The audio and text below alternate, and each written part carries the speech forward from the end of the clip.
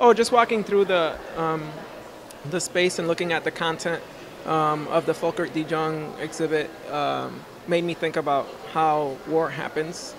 And so this is one of those steps, the checkpoint. This work is named for the Belgian village of Watou on the border between France and Belgium. It was a violent region during the 16th century, the 80 Years' War between Spain and the Netherlands, 1568 to 1648, and World War I. Is art ever violent? And that is up to interpretation. But I think so, why not? It represents violence and sometimes creates violent emotions. So my question is art ever violent?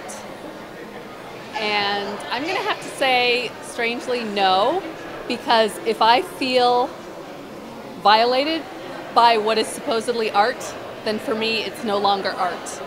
So I think art can be about violence and it can comment on violence, but once it becomes violent towards me, towards the viewer, then I feel that somehow it's in a different category and it's not art. Maybe it's pornography or something other than art. Art wouldn't be art if it didn't invoke all of your emotions, and violence is one of them. Thanks. In 3 sentences or less, what does art have to do with politics? I think art, one of the most powerful aspects of art is the ability to affect the masses in a strong visual impact and create an idea based on that impact. And politics is all about ideas.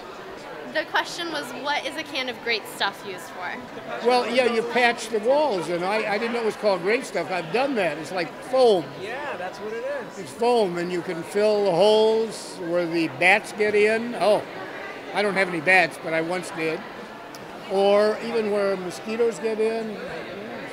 That's what it can be used for. De Jong's choice of materials, styrofoam and polyurethane, adds another layer of meaning to his work. These substances are relatively impermeable and sometimes toxic, and they create considerable environmental problems.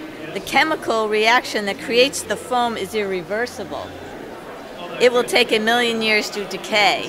Well, it made it more grotesque, and most of it was depicting war and the ugliness of war, and now that we're in a green environment of sorts, this is anything but green friendly.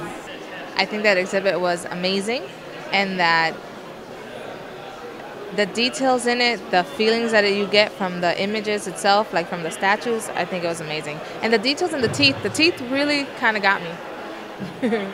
And the melting of it all seemed like if it was, though it wasn't the color red, so it wasn't blood, but it was great. If you could attach an emotion to these sculptures, what would that be? Initial reaction was surprise, grotesque. I think the word grotesque was in there, and big. I think big was the first thing. As soon as I saw the first caricature there, and surprise also because of the materials made out of, which was kind of astounding. I haven't seen anything made like with styrofoam. I mean, it's not like a mold that you mold with clay. A sculptor that makes a statue or something like this. This was molded out of a styrofoam, and also from polyurethane or these toxic ingredients. But anyhow, it was a surprise. But it was interesting. I thought at first it was really disgusting. So when I went in to see the dying giant and the violence of it, it was gross.